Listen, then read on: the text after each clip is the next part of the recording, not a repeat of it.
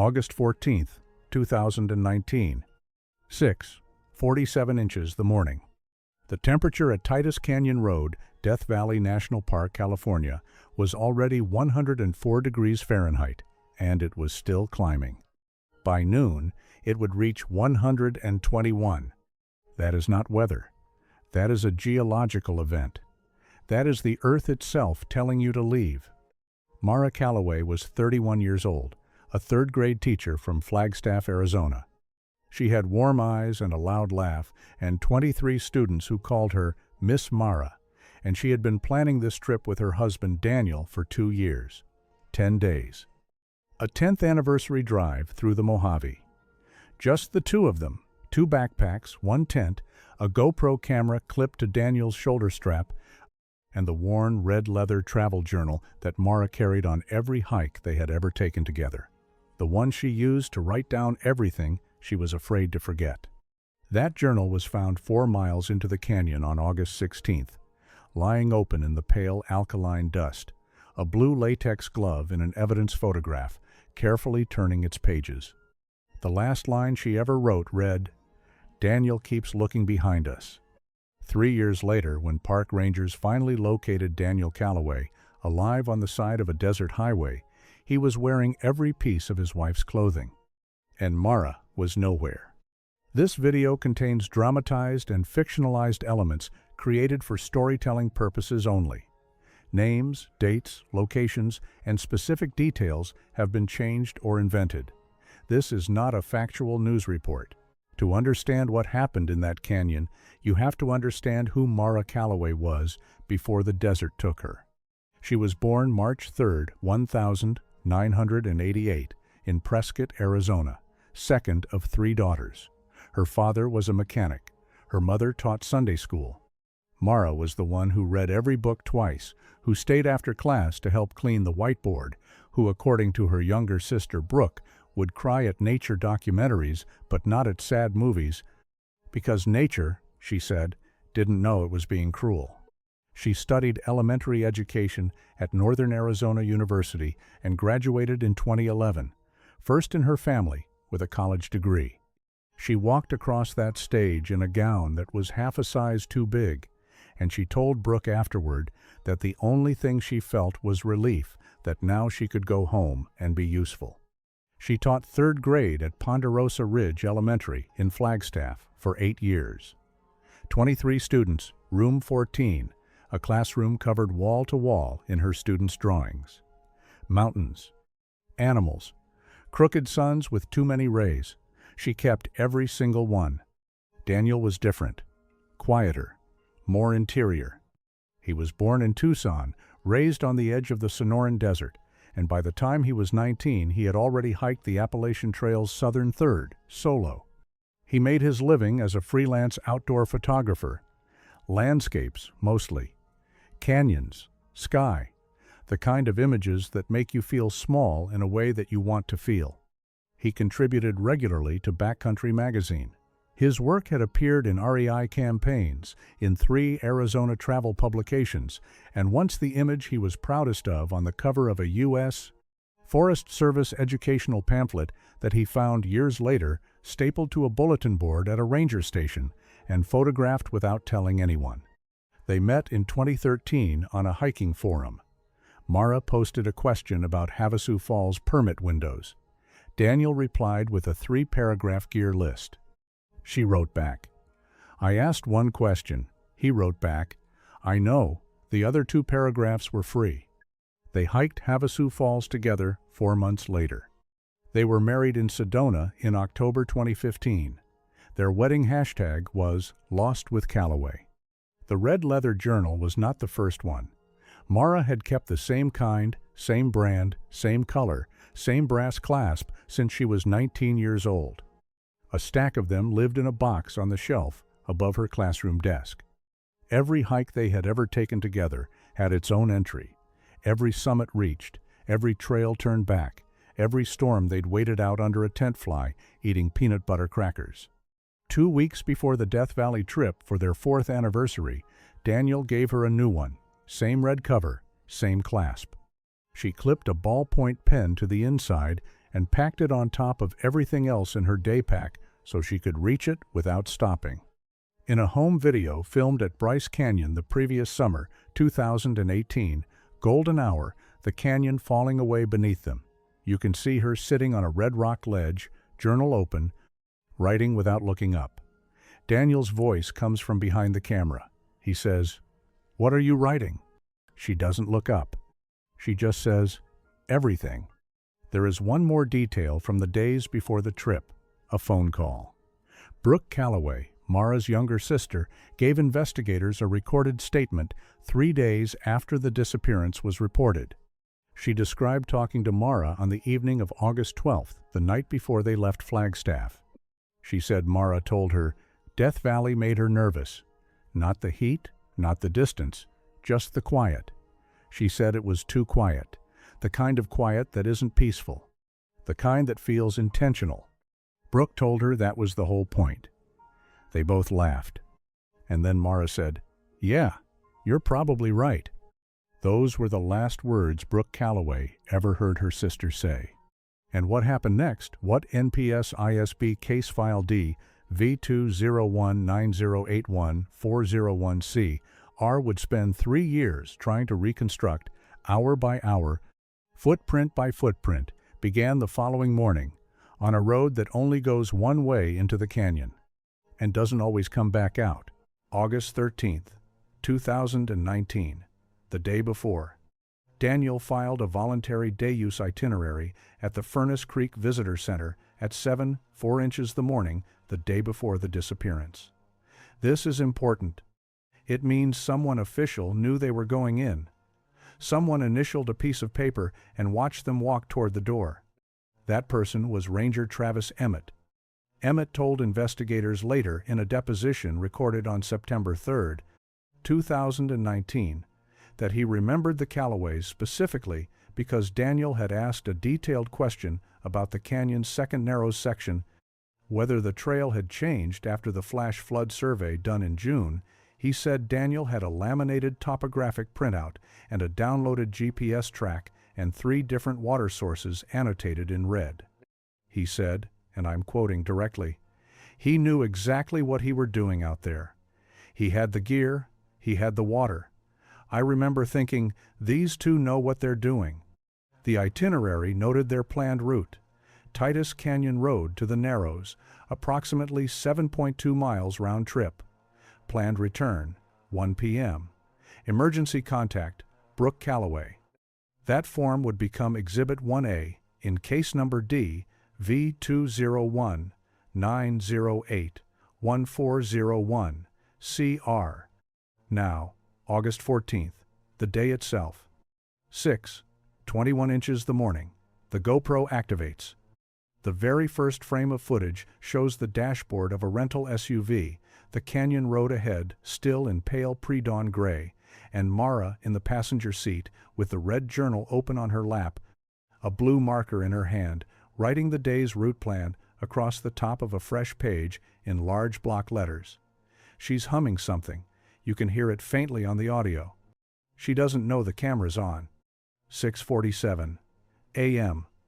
They reach the canyon mouth. Daniel steps out first. He films Mara getting out of the car. She's laughing, squinting into the light, and she holds the journal up toward the canyon walls like she's introducing it to the landscape. Like she's saying, "Look at this place I brought you to." The rock walls behind her are deep orange and rust and pale gold, lit from below by a sun that is already too hot, already too bright, already indifferent to everything standing beneath it. Temperature at the canyon mouth, 104 degrees and rising. The canyon narrows are not like other hiking trails. The walls close in progressively as you walk deeper, at some points less than 4 feet apart, the rock pressing in from both sides like hands slowly coming together. Former Ranger Ellie Donovan described it this way in a 2021 park safety briefing, and I think her words are worth sitting with for a moment. You go deep enough in there in August, it's like being inside a furnace with the door locked. Sound comes from everywhere and nowhere at the same time. You can't tell how far you've walked. You can't tell how far you have left. People panic in there without knowing why. The Callaways walked in at 6:47. The canyon swallowed them. 8:15 a.m. A hiker named Greg Vaughn, 58 years old, a retired biology teacher from Sacramento, experienced backcountry hiker, later gave a statement to Inyo County Sheriff's investigators. He had been hiking out of the Narrows section when he passed a couple moving in the opposite direction, deeper into the canyon. He described the woman as wearing a sage green hiking top and writing in a small book while she walked. He described the man as filming with a camera mounted to his shoulder. He said they looked like a normal couple. He said nothing seemed wrong. He said, and this is a direct quote from his statement, "I didn't think anything of it, just a couple doing what people do in the canyon." He did not see anyone else near them. But he noted almost as an afterthought in the final paragraph of his written statement that he thought he heard footsteps behind him for about a quarter mile after he passed them. He turned around twice. He saw nothing. 9:37 a.m. The GoPro is still running. Daniel has been filming steadily rock formations, light patterns on the canyon walls, Mara's back as she walks ahead of him. The footage is beautiful and ordinary and warm in the way that good documentary footage is warm.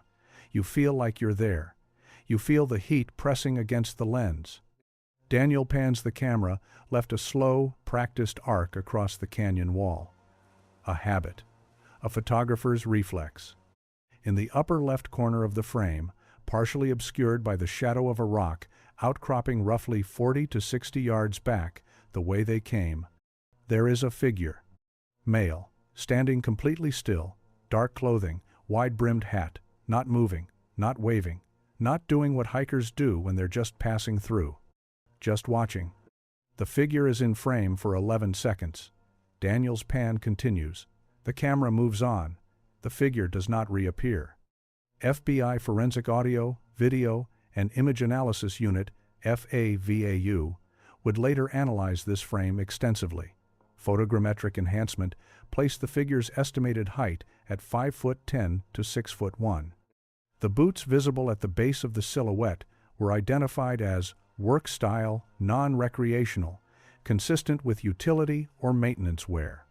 This analysis would become part of Favio Report Case Reference, FBD, V221109CR, filed the 14th of November 2022, more than 3 years after this footage was recorded. 3 years during which it sat, unexamined, in a cracked GoPro pressed against a man's body in the desert. 10:58 a.m. The camera has been set down on a flat rock, fixed angle, canyon floor. Mara is visible to the right of frame, sitting, the red leather journal open on her knees, writing. The pen moves quickly. She's been writing for a while, the page looks nearly full. Daniel is not visible in the frame. The air is so hot, the canyon walls are shimmering. The temperature inside the Narrows at that depth in August has been recorded by NPS weather instruments in the Titus Canyon corridor at 118 to 123 degrees between 10 and noon on clear summer days. At that temperature, you have a survival window, measured not in days, not even in hours, in minutes, if you stop moving, if you stop thinking. The footage runs for 4 minutes without interruption. Footsteps in gravel, off-screen, getting closer. And then, a second set of footsteps, slightly different rhythm. Mara looks up from the journal. Agent Farrow, describing this moment. She knows the camera is there. She looks at it intentionally. It's not an accident of framing. She looks at it the way you look at someone when you need them to remember you. When you need something to survive you. The camera is knocked sideways at 11:02, rock and sky, tilted 90 degrees. And the audio?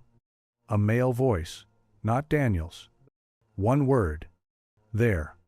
11 a.m. Mara's last confirmed journal entry. 4 lines. Written in a different pen than the earlier entries, a black pen instead of the blue she'd been using all morning. The handwriting is heavier, more compressed. The pressure of the pen on the paper is noticeably harder, as if her hand was working against something her mind was trying to hold steady. She wrote, "Something is wrong. We tried to turn back at the second bend, but Daniel says we should keep going, says it's faster. I don't think that's right. I don't think that's what the map says." That was the last entry made in the canyon. That evening, at 7 p.m., Mara's colleague, Paula Shen, was waiting at the Furnace Creek Ranch. The Callaways were supposed to meet her for dinner. She had driven 2 hours from Las Vegas to be there.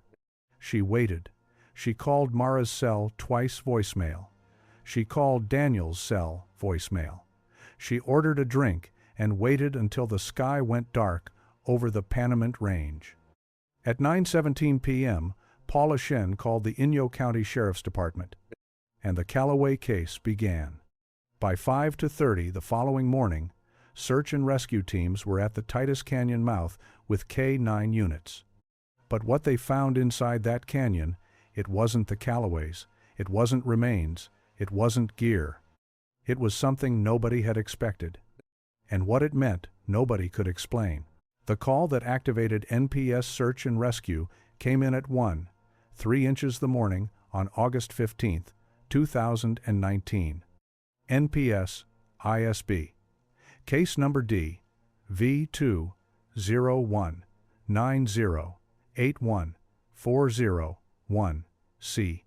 R was formally opened 11 minutes later. The initial response included 3 NPS Rangers, 2 Inyo County Sheriff's deputies, and 1 K-9 unit, a 3-year-old Belgian Malinois named Trace, working under Handler Officer R. Medina. A coordination request went to China Lake Naval Air Weapons Station for helicopter support through Inyo County's Office of Emergency Services. The helicopter was in the air by 4:50 a.m. At 5:30, the first ground team entered Titus Canyon. The temperature was already 91 degrees Fahrenheit. The canyon smells different in the morning than it does at midday. In the early hours, there is still something that almost resembles cool, a faint mineral damp rising off the rock from the night before, a ghost of relief that disappears completely by 8. By 8, the rock walls begin to radiate. By 10, the air inside the Narrows is so thick with heat that experienced rangers describe the sensation as pressure, not temperature. Pressure as if the canyon itself is slowly closing in from above. K-9 Trace picked up a scent trail at the canyon mouth almost immediately. He moved fast, head down, low to the ground, steady, the purposeful energy of a working dog on a track it trusts. Officer Medina followed. The team moved deeper into the Narrows, following a path that curved twice before straightening into the deep interior section known in park maintenance records as the Second Corridor. Trace followed the scent for exactly 4.1 miles. And then he stopped. He circled once, twice. He sat down in the center of the trail and refused to continue. Handler Medina documented this behavior in his incident log, filed August 15, 2019, at approximately 8 a.m. His notation reads as follows, and I want you to listen carefully to the language here, because the language of a trained K-9 handler is precise in a way that general language is not. Trace gave a passive alert consistent with scent termination and then exhibited confusion behavior. This typically indicates one of 3 things: extreme thermal conditions causing scent dispersal, water or chemical masking, or deliberate scent disruption by a third party. In my 11 years of K-9 operations, I have observed this precise behavioral pattern 6 times. In 4 of those cases, there was later evidence of deliberate scent interference. The trail simply ended. Not gradually, not with diminishing signal, hard stop, 4.1 miles in, nothing going forward, nothing going out. As if 2 people had walked into the canyon, and the canyon had simply absorbed them. Day 2, August 16th, 7:22 a.m. A second K-9 team, operating from a service access trail above and east of the main canyon corridor, picked up a different scent signal near a rock shelf 6.2 miles from the canyon, mouth 2.1 miles east of where Trace had stopped the previous day. 2.1 miles in a different direction. in terrain that neither Callaway's itinerary nor the GPS track on Daniel's phone indicated they had any reason to enter. The dog led the handler to a small depression between two boulders. In the depression, lying face up in the pale gray dust, was the red leather travel journal. No footprints nearby, no drag marks, no blood, no clothing fragments, no secondary evidence of any kind suggesting how it arrived there. The journal had been placed, not dropped, in a position protected from wind, with the front cover face up, the brass clasp latched, like someone had set it down carefully and walked away. NPS evidence technician Sergeant Priya Olson photographed it in place, sealed it in a clear evidence bag, and logged it as Exhibit 7C, Case D, V2 01908 1401C-R. In her field notes, she wrote, "Journal appears undamaged, no moisture, no animal interference. Placement appears deliberate. Distance from subject's last known position, approximately 2.1 miles via non-standard terrain, unexplained." Inside the journal, between the final written page and the back cover, investigators found something else. A hand-drawn map on a torn piece of plain notebook paper, not from the journal itself. Pen and ink. A series of lines. A circle with an X through it. And at the bottom, in handwriting that belonged to neither Mara nor Daniel Callaway, 2 letters. C. P. That map was forwarded to the FBI Question Documents Unit in Quantico, Virginia. The analysis came back 6 weeks later. The results were never made public. The search continued for 7 days. 340 ground team hours, 22 helicopter flight hours, 4 K-9 units deployed across the canyon system and surrounding BLM land. Every registered visitor from August 13th and 14th re-interviewed. Every trail camera in the park system reviewed, or so investigators believed at the time. Nothing. On August 22, 2019, 8 days after Mara and Daniel Callaway walked into Titus Canyon, NPS Incident Commander Lieutenant Gerald Marsh formally suspended active search operations. The official classification entered into federal NPS records was as follows, and I'm reading from SAR Incident Report DV2 01908 1401 SAR, directly. Unexplained disappearance, presumed fatality case, pending further evidence. 2 experienced, prepared, responsible people in a park with one of the most aggressive search and rescue programs in the national park system, with a filed itinerary, a known route, and a GPS track. And the best investigators and dog teams in the region had nothing to show for 7 days but a journal that shouldn't have been where they found it, and a map that nobody had written. Then Lieutenant Marsh closed his notebook, and the case went to NPS Special Investigator Diane Coster. And then, silence. For years, 1 year. Mara Callaway's 3rd grade classroom opened in September 2019 with a substitute teacher. Room 14, Ponderosa Ridge Elementary, Flagstaff, Arizona. A woman who had never met her students, who didn't know their names yet, who sat at Miss Mara's desk surrounded by 23 children's drawings, pinned to every available wall, crooked suns, crayon mountains, animals with too many legs drawn by 8-year-old hands that didn't know they'd never see her again. Her students made a banner. Blue poster board, red and yellow markers. It said, "Come home, Miss Mara." They taped it to the window of room 14. It stayed there for 2 years before the principal quietly took it down. NPS Special Investigator Diane Coster was assigned the Callaway file in September 2019, 11-year veteran of the NPS Investigative Services Branch. She had worked cold cases before, 2 in Sequoia, 1 in Glacier. She had found people declared dead by the court who were simply living under different names in different states. She had also, twice in her career, found people who were genuinely gone in the permanent sense, and spent the rest of that year carrying them.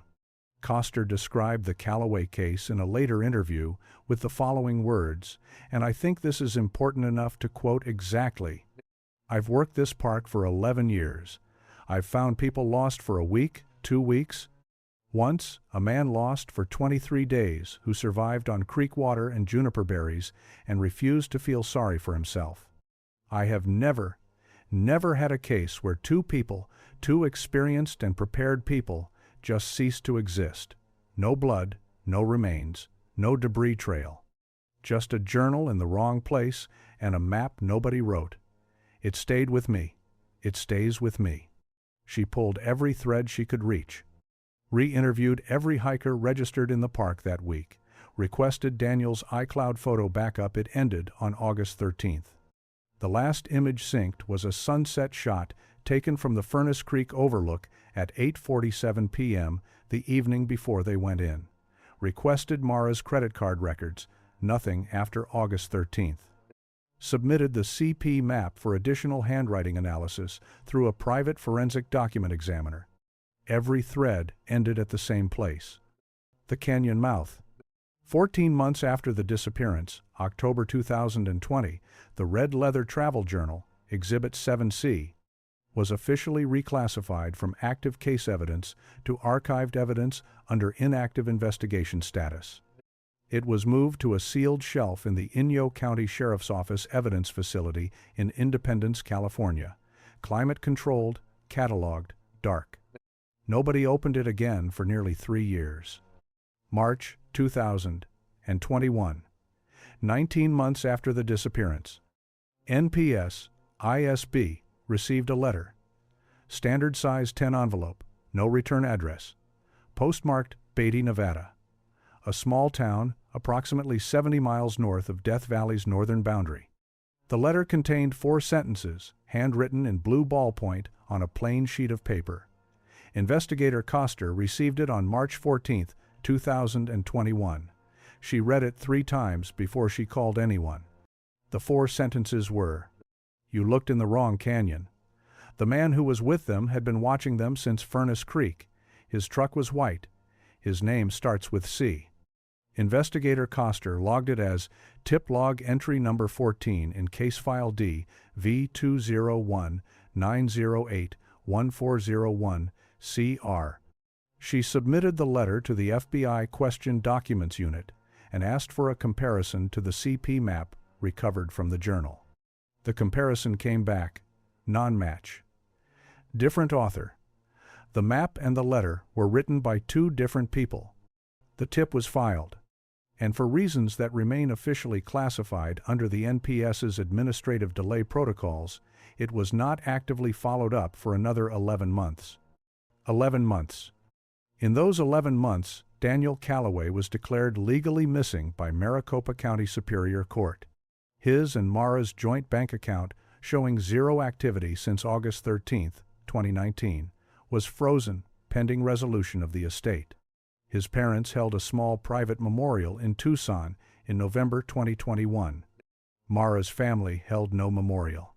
Her mother told Brooke, "I'm not doing that until I know." And nobody knew.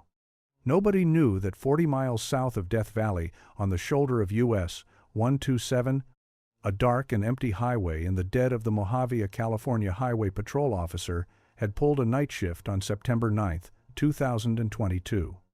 Nobody knew that at 2:14 a.m., her dash camera would capture a figure walking barefoot in the center of the northbound lane. Nobody knew what that figure was wearing. Nobody knew what they would find pressed against his skin. Not yet. Before we go any further, if this story has kept you watching this far, hit that subscribe button right now, because what we are about to reveal is the part that investigators still cannot explain. September 9, 2022, 2:14 a.m. California Highway Patrol Officer Tanya Webb was running a routine patrol on US 127, a long straight 2-lane road through the Mojave that connects Baker to the Nevada state line, 14 miles north of Baker proper. There is nothing out there. I want you to understand that clearly. No buildings, no lights, no cell signal. Just black sky and flat desert and the sound of her patrol unit's engine. Her dash camera recorded what happened next. A figure in the northbound lane, walking, barefoot.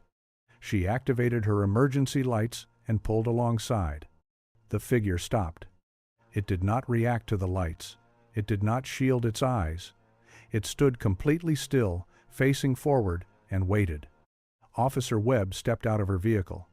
She would describe what she saw in a recorded interview nearly 2 months later, and her words deserve to be heard in full. He was male. Tall. I want to say 6 feet. But he was nothing. Bone and skin, and that was it. His beard was down to his chest. His eyes were open, but they weren't focused on me. They were focused on something that wasn't there, and I was going to ask if he needed help, and then I looked at what he was wearing. He was wearing women's clothing. Every piece of it. A women's small Patagonia trailhead top, sage green.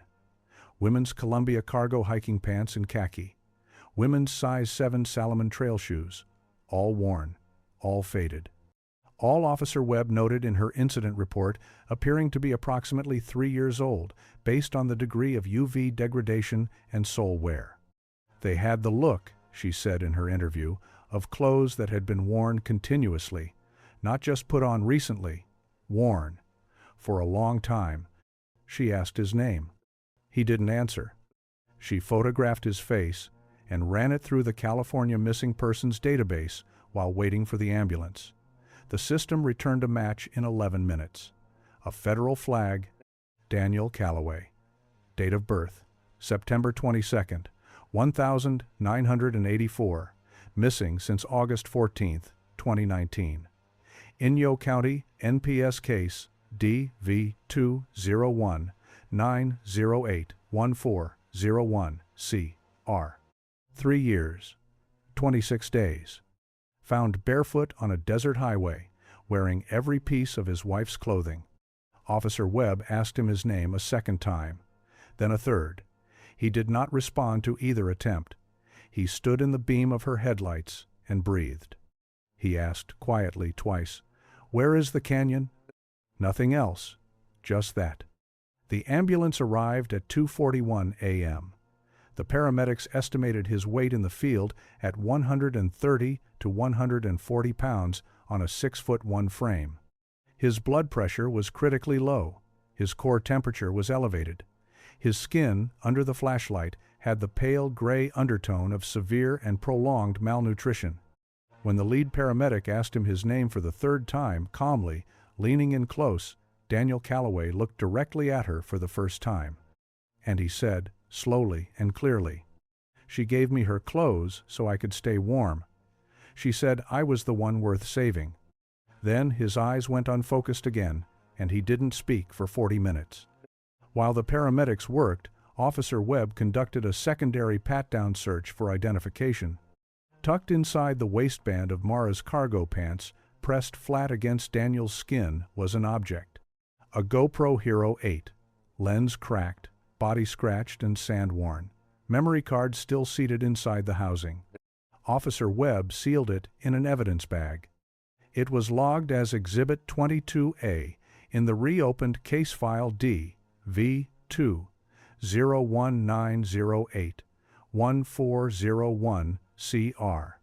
It had been pressed against his body, for investigators would later calculate an estimated 36 months. The memory card was intact. But the real horror wasn't where he was found. It wasn't what he was wearing. It was what the doctors discovered when they ran his blood work at the hospital, and what his body told them, in the precise and indifferent language of physiology, about the 3 years he could not account for. Daniel Calloway arrived at Meridian Desert Medical Center in Barstow, California, at 3:44 inches the morning on September 9, 2022. The attending physician was Dr. Adrian Mosley, a trauma and critical care specialist with 17 years of practice in desert medicine. She had treated heat casualties, dehydration emergencies, exposure cases of every severity. She had, in her career, seen the full range of what the desert does to a human body when the human body runs out of resources. She had never seen a case like this one. She said so, in writing, in the clinical file. Patient file MC 202-209-1442. Intake date September 9, 2022. Her intake assessment was methodical and precise and deeply strange. Weight, 131 pounds on a 6'1" frame. BMI, 17.3. Classified in NPS medical protocol as severely underweight. Blood pressure, 82/51. Heart rate, 44 beats per minute, dangerously low. Core temperature, 102.6. His hands. 2 fingers on his left hand had been broken and had healed without setting. The bones had fused at an angle, slightly crooked, the way bones do when no one is there to stabilize them. Dr. Mosley noted this in the file under injury assessment with the phrase, "Injuries appear to have occurred and resolved during the period of missing estimated minimum 6 to 12 months prior to admission based on degree of bone remodeling. Extensive scarring on both forearms and calves. Healed, old. Consistent," she wrote, "with abrasion injuries sustained against rough rock surfaces, the kind of injuries that happen when someone falls repeatedly in uneven terrain." But it was the anomalies that changed the nature of the case. Dr. Mosley noted, and submitted for independent review, that Daniel Calloway showed no chronic UV skin damage consistent with 3 years of desert sun exposure. She wrote the following in her intake notes, and I want you to hear this precisely. Patient's dermatological profile is inconsistent with prolonged outdoor exposure in a high UV, high-temperature environment. Absence of actinic damage and solar lentigens suggests subject spent the majority of the missing period in a sheltered, low-light environment. This finding is in direct conflict with a hypothesis of sustained desert survival. He had not been surviving in the desert, or not entirely, not the whole time. Somewhere there had been shelter. Somewhere, for some portion of those 3 years, there had been a roof over Daniel Calloway's head. He was disoriented to person, place, and time, what clinical staff call oriented times 0. He did not know the year. He did not know the month. He knew his first name. When spoken to him gently, he would turn and look. But when a nurse read his full name back to him from the admissions form, Daniel Calloway, he didn't respond. Later, in his first formal conversation with Dr. Mosley, she introduced herself and said, "Daniel, I'm going to help you." He looked at her for a long moment, and then he said, "That's not what she calls me." When she asked who she was, he said nothing. He turned to look at the window. The sky outside was not yet light. Forensic psychologist Dr. Samuel Reyes began formal assessment sessions on day 3. His initial intake report, filed under Case Support File DV2019-0814-01CR on September 12, 2022, describes the pattern he encountered as follows. Patient presents with severe dissociative amnesia affecting the period the 14th of August, 2019 to the 9th of September, 2022. Notably, the patient does not experience this as memory loss. He does not experience it as time he cannot remember. He experiences it as time that did not happen, as a gap that does not feel like a gap, because his subjective sense of continuity is unbroken. From his perspective, he entered Titus Canyon on the morning of the 14th of August, 2019, and walked out the same evening. He does not understand why 3 years have passed. He is not confused by his memory. He is confused by the world not matching it. He asked about the canyon repeatedly in those first days. He asked once on day 4 about the red leather journal. He asked quietly during a session with Dr. Reyes, looking at his own hands. "They found her journal, didn't they? I know they found it. She put it there so they'd find it." Dr. Reyes asked what that meant. Daniel closed his eyes and said nothing for the rest of the session. But when Dr. Reyes returned the following morning and told Daniel that investigators had recovered the GoPro and that the footage was being analyzed, Daniel Calloway grabbed his arm with both hands. With both hands. And said, very quietly, "Don't watch it. You don't want to see what's on it. He knows you found it. He always knows. The GoPro Hero 8 Exhibit 22A was transferred from California Highway Patrol evidence to NPS ISB custody on September 11, 2022. NPS Digital Evidence Specialist Agent Chris Farrow extracted the memory card under controlled conditions and submitted it to the FBI's Forensic Audio, Video, and Image Analysis Unit at Quantico, Virginia. On September 15th, the card contained one continuous recording. It began at 6:21 a.m. on August 14, 2019. The first 3 hours of footage are ordinary. I want to be clear about that. Genuinely, warmly ordinary. Daniel behind the lens, filming the way a man films who loves what he does and loves who he's doing it with. Mara getting out of the car at the canyon mouth, laughing. The walk in. Rock walls catching the low early light in colors that have no names in English. Amber, orange, rust ochre, deep sedimented burgundy. The sound of their footsteps on loose gravel.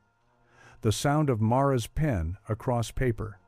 The sound of nothing else, because in the deep narrows of Titus Canyon, in the morning, in August, there is almost no other sound, not a bird, not a wind. Just the two of them, and the weight of the rock, and the heat building slowly from below. The footage is beautiful. That makes what comes after harder to watch. 9:37 a.m. The camera pans left across the canyon wall. Routine pan Daniel's habit, the kind of unconscious sweep a trained photographer makes automatically.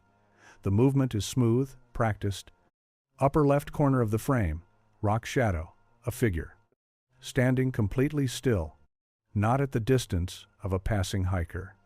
Not moving in the way that someone moves when they are simply walking the same trail, standing, 40 to 60 yards back, facing forward, hat brim low. 11 seconds. The figure is in frame for 11 seconds.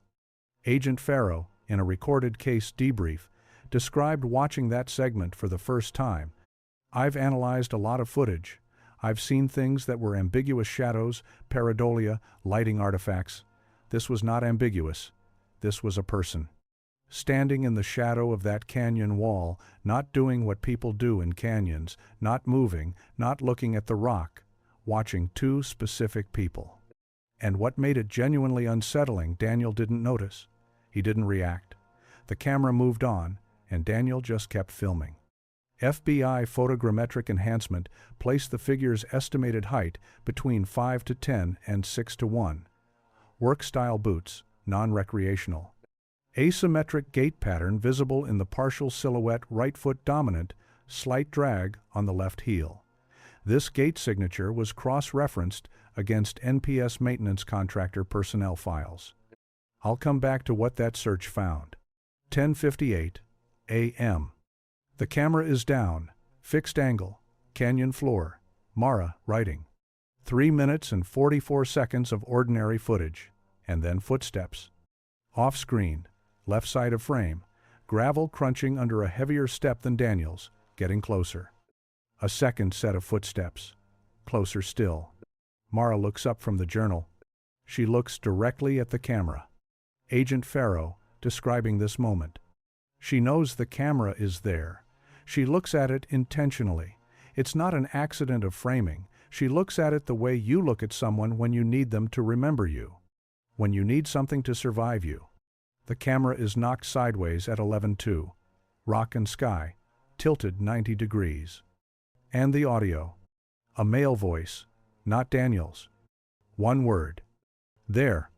The FBI audio enhancement team ran 18 separate passes on that single syllable using voice isolation technology developed for federal surveillance proceedings.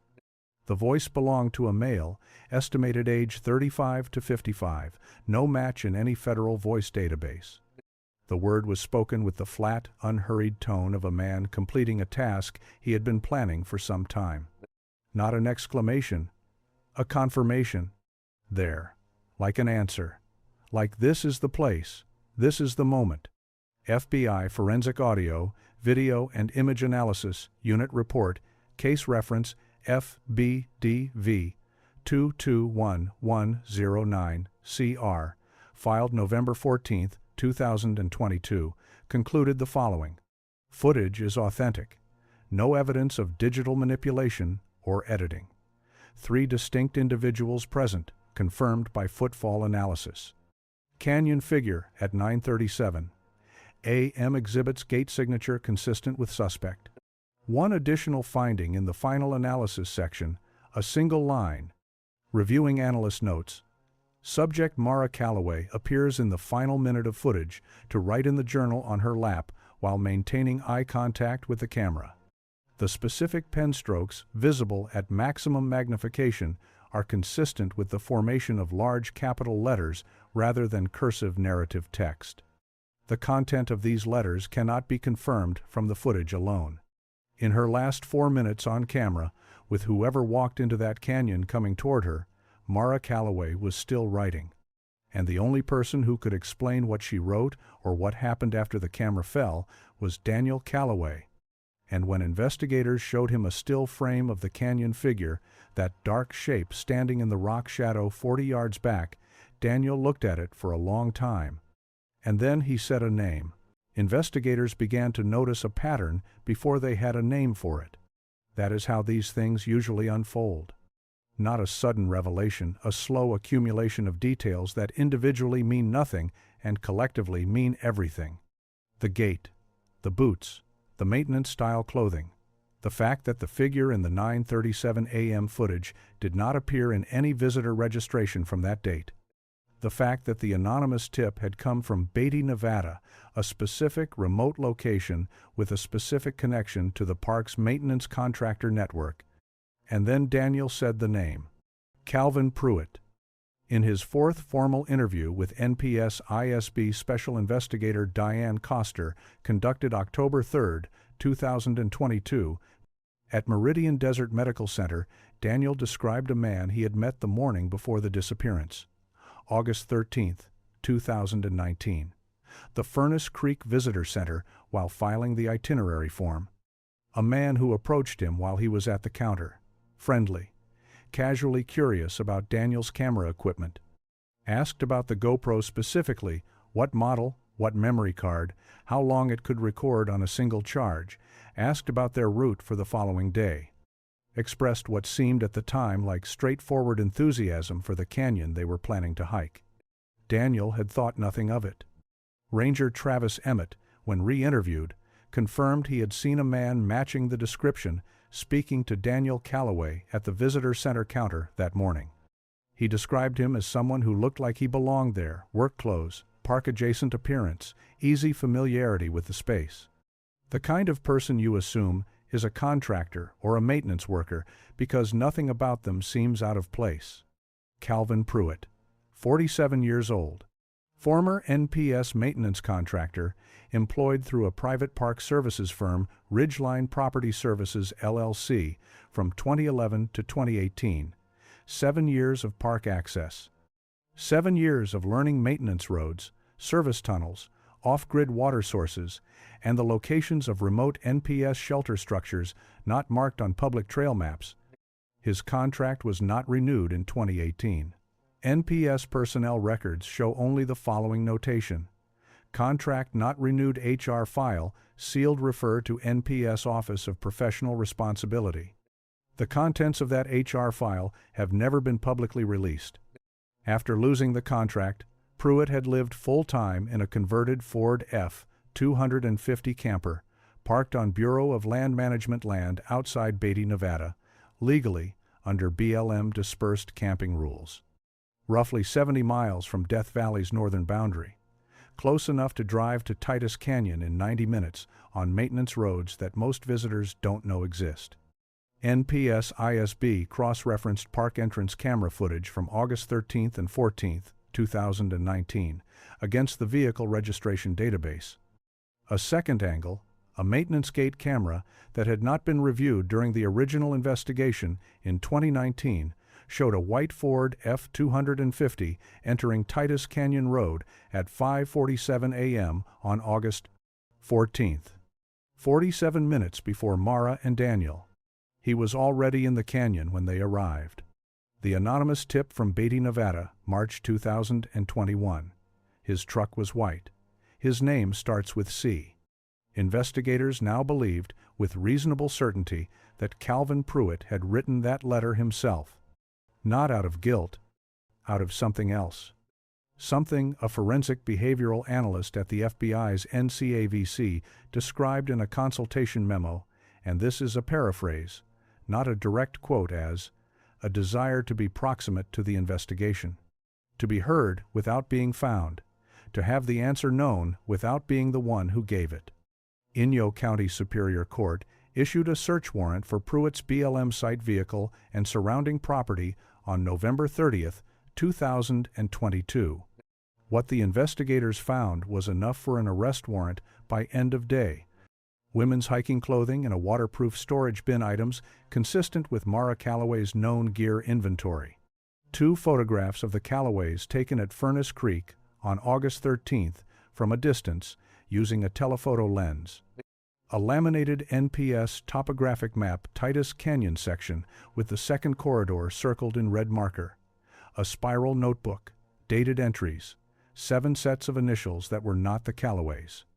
And in a locked metal box beneath the floor panel, a single page torn from a red leather travel journal. The last page Mara Calloway ever wrote. What the detective found in that room, in that locked box, in those 3 sentences written under the darkest circumstances imaginable, changed everything investigators thought they understood about what had happened in that canyon. Calvin Pruitt was arrested without incident on December 8, 2022, at his Beatty, Nevada address. He did not resist. He did not speak. He was placed in the back of an NPS ISB vehicle and transported to Inyo County. He looked out the window the entire drive. He was charged in Inyo County Superior Court under Case Number 1, CCR 202-3004, 1-2 p.m., with kidnapping, unlawful imprisonment, interference with a missing persons investigation, and evidence tampering. On December 19, 2022, 11 days after his arrest, a recovery team following coordinates identified from the maintenance road maps found in Pruitt's vehicle located human skeletal remains in a remote section of Saline Valley, Death Valley National Park.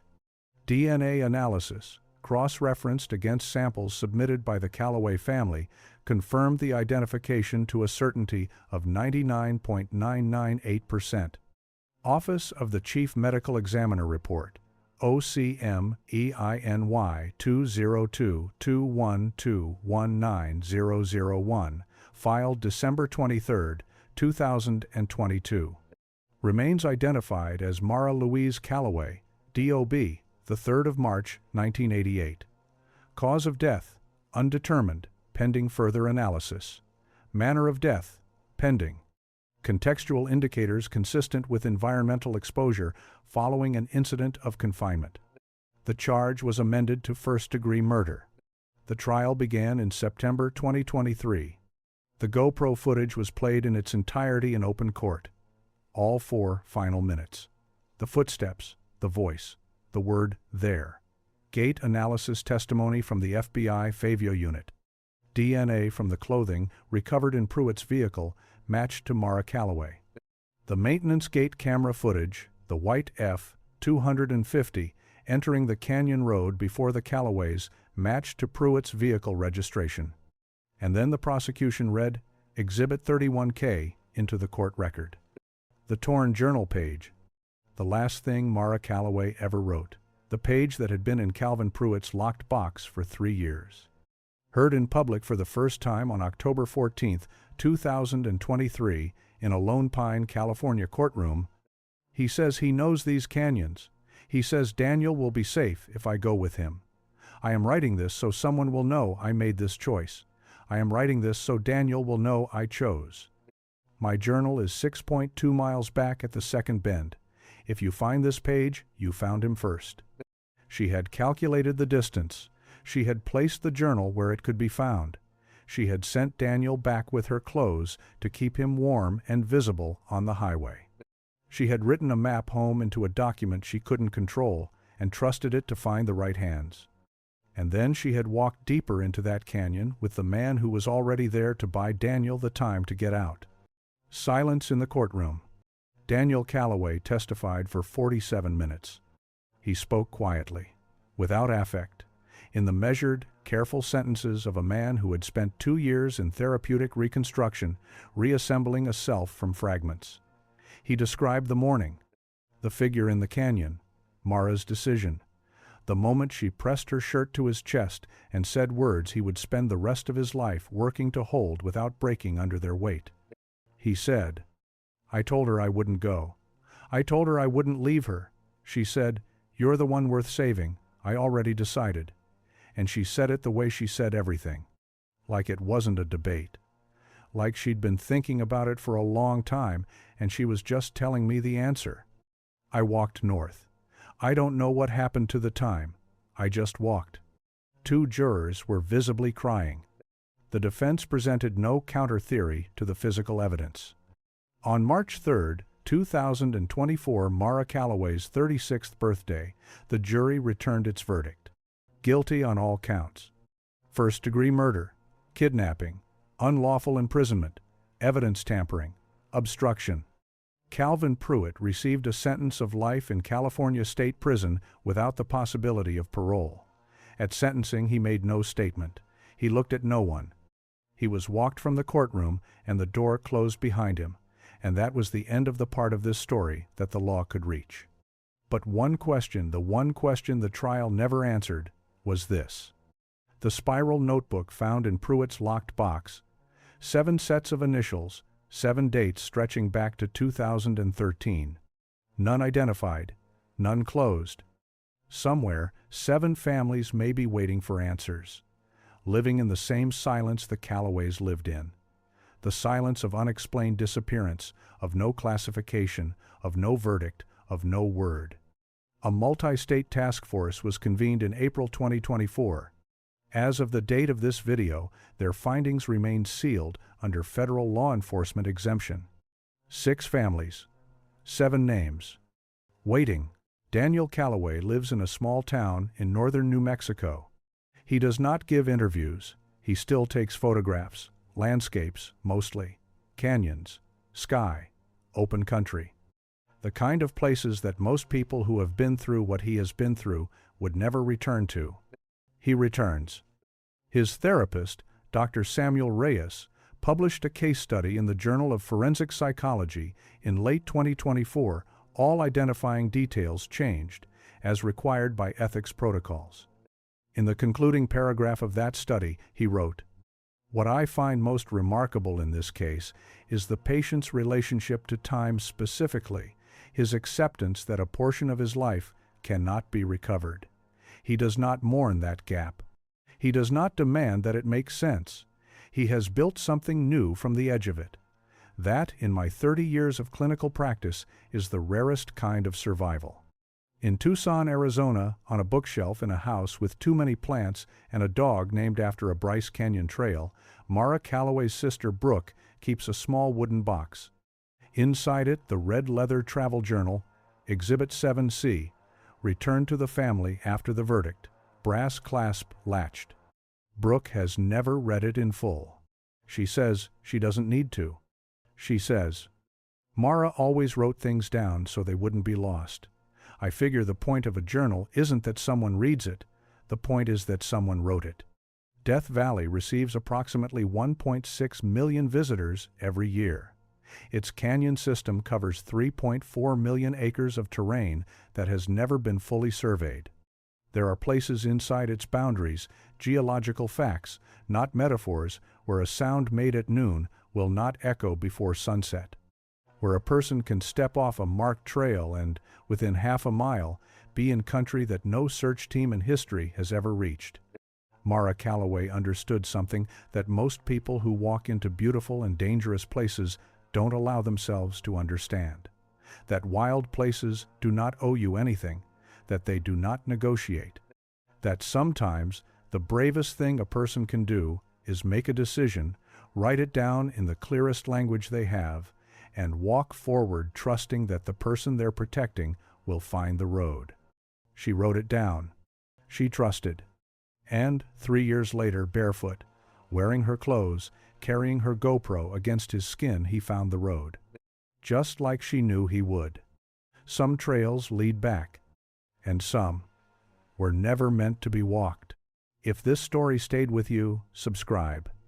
A new disappearance every week. Dark trails,